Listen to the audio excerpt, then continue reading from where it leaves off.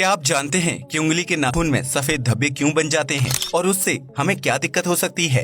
या फिर क्या आप ये जानते हैं कि कुछ दवाइयों के बीचों बीच लाइन क्यों बनी होती है? क्या आपको पता है कि एटीएम रूम में एसी क्यों लगा होता है जबकि वहाँ कोई भी इंसान ज्यादा देर के लिए नहीं रुकता है? या फिर क्या आप ये जानते हैं कि ट्रेन के डिब्बे में मौजूद चैन खींचने से पूरी की पूरी ट्रेन कैसे रुक जाती है? क्या आपको ये पता है कि गोल्ड खाने से इंसान के शरीर में क्या होता है? या फिर क्या हो अगर चलती ट्रेन से आपका मोबाइल नीचे गिर जाए, क्या आप उसे वापस पा सकते हैं या नहीं? ऐसे ही मजेदार फैक्ट्स जानने के लिए इस वीडियो को आखिर तक जरूर देखें। फैक्ट नंबर 1, अगर आप भी उन लोगों में से एक हैं जिनकी नींद रात में अचानक से बिना किसी वजह से खुल जाती है, तो आपको सतर्क रहने की जरूरत है।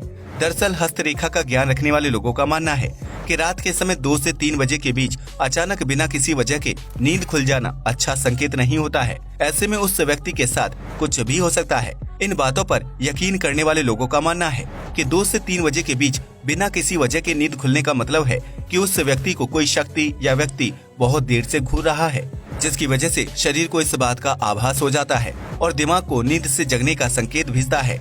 हालांकि अगर आप रात में टॉयलेट जाने या पानी पीने के लिए उठते हैं तो आपको इस फैक्ट से घबराने की जरूरत नहीं है। लेकिन अगर आपके पास रात में अचानक उठने का कोई रीजन नहीं है तो एक बार अपने घर की अच्छी तरह से जांच जरूर कर लें। फैक्ट नंबर 2, अगर आप गलती से 24 कैरेट गोल्ड की कोई चीज निकल जाते हैं तो उस स्थिति में आपको घबराने की जरूरत नहीं है, क्योंकि इंसान के शरीर पर गोल्ड बिल्कुल वैसे ही काम करता है जैसे कोई अन्य खाद्य पदार्थ। गोल्ड एक सॉफ्ट मेटल है जिसे खाने पर आपके शरीर को कोई नुकसान नहीं होगा, बल्कि आपका शरीर दूसरे खाद्य पदार्थों की तरह गोल्ड से भी अच्छे पोषक तत्व सोख लेगा और फिर वह आपके वेस्ट के साथ बाहर निकल जाएगा। इसलिए अगर कोई व्यक्ति 24 कैरेट वाला कुछ ग्राम गोल्ड खाता है तो उसे कोई नुकसान नहीं होगा। यह बिल्कुल वैसा है जैसे हम मिठाई पर लगे सोने या चांदी के वर्क को खाते हैं। लेकिन इसका मतलब ये नहीं है कि आप सोने की चेन या अंगूठी निगल लें, क्योंकि ऐसा करने की स्थिति में आप सीधा अस्पताल पहुंच जाएंगे। फैक्ट नंबर 3, आप में से बहुत से लोगों की उंगली के नाखून में सफेद धब्बे का निशान होगा, जिसे लेकर काफी लोग परेशान होते हैं। लेकिन नाखून या अंगूठे पर मौजूद इन निशानों को देखकर परेशान होने की जरूरत नहीं है, क्योंकि ये हमारी सेहत से जुड़ी अहम बातों को जानने में काफी मददगार साबित होते हैं। दरअसल जब नाखूनों पर इस तरह के सफेद धब्बे बनते हैं तो इसका मतलब ये है कि आपके शरीर में कोई छोटी मोटी चोट लगी है या फिर आपको फंगल इन्फेक्शन हो सकता है। लेकिन इस तरह की समस्याओं से हमारी बॉडी खुद ही फाइट कर लेती है, जिसकी वजह से नाखून पर बने सफेद धब्बे कुछ समय बाद गायब हो जाते हैं। वहीं अगर किसी व्यक्ति के सभी नाखूनों में सफेद धब्बे बनते हैं और जल्दी गायब नहीं होते हैं तो इसका मतलब ये है कि उस व्यक्ति के शरीर में कैल्शियम की कमी है। ऐसे में उसे दूध और उससे बने प्रोडक्ट्स का सेवन करना चाहिए। वहीं अगर साइंस से हटकर देखें तो जिन लोगों के अंगूठे के नाखून पर सफेद धब्बे होते हैं उन्हें बहुत ही भाग्यशाली माना जाता है।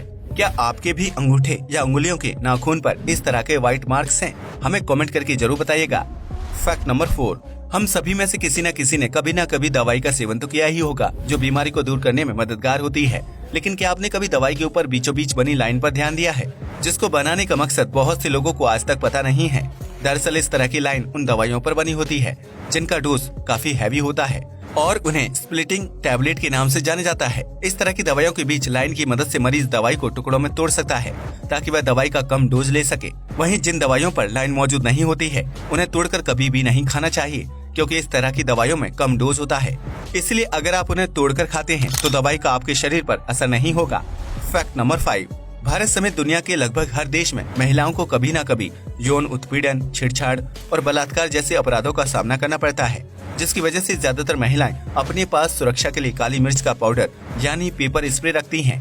लेकिन क्या आप जानते हैं कि इजराइल दुनिया का एकमात्र ऐसा देश है जो महिलाओं को अपनी सुरक्षा के लिए राइफल रखने की इजाजत देता है? जी हाँ, आपने बिल्कुल सही सुना। इजराइल की महिलाएं सुरक्षा के लिए अपने पास M16 राइफल रखती हैं ताकि अगर कोई व्यक्ति उनके साथ छेड़छाड़ या बदतमीजी करे तो वह तुरंत उसे शूट कर सके। फैक्ट नंबर 6, एनिमल किंगडम में चींटी को सबसे छोटे जीव का दर्जा प्राप्त है, जबकि चीता को सबसे तेज और खूंखार जानवर के रूप में जाना जाता है। लेकिन क्या आपको पता है कि नन्ही सी चींटी दौड़ने में चीते को हरा सकती है, जो बहुत ही चौंकाने वाली बात है। चींटी अपने छोटे आकार के बावजूद जिस तेजी और फुर्ती के साथ काम करती है, उस हिसाब से अगर चींटी का आकार थोड़ा सा बड़ा होता तो वह दौड़ने में चीते को आसानी से हरा देती। इतना ही नहीं, अगर चींटी का साइज इंसानों के जितना होता तो वह इंसान या किसी दूसरे जानवर के मुकाबले 20 गुना तक ज्यादा तेजी से दौड़ सकती थी।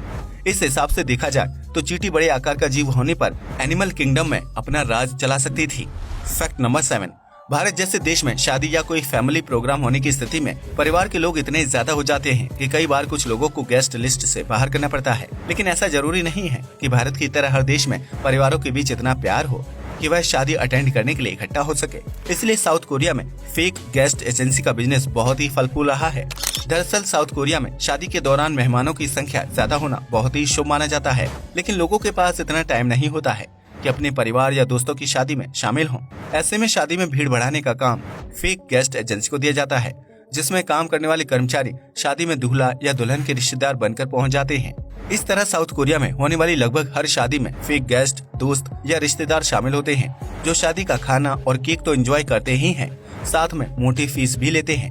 साउथ कोरिया के इस फैक्ट को जानने के बाद आप समझ ही गए होंगे कि रिश्तेदार और फैमिली बहुत जरूरी होती है, इसलिए अपनों का सम्मान करना चाहिए।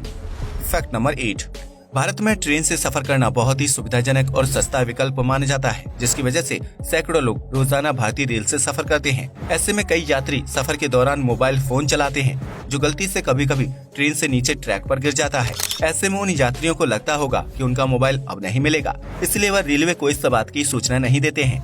लेकिन आपको ये जानकर हैरानी होगी कि अगर किसी यात्री का मोबाइल या कोई कीमती चीज ट्रैक पर गिर जाती है तो वह उसे दोबारा मिल सकती है। जी हाँ, आपने बिल्कुल सही सुना। आपने रेलवे ट्रैक पर लगे खंभों को ध्यान से देखा होगा, जिस पर एक खास तरह का नंबर लिखा होता है।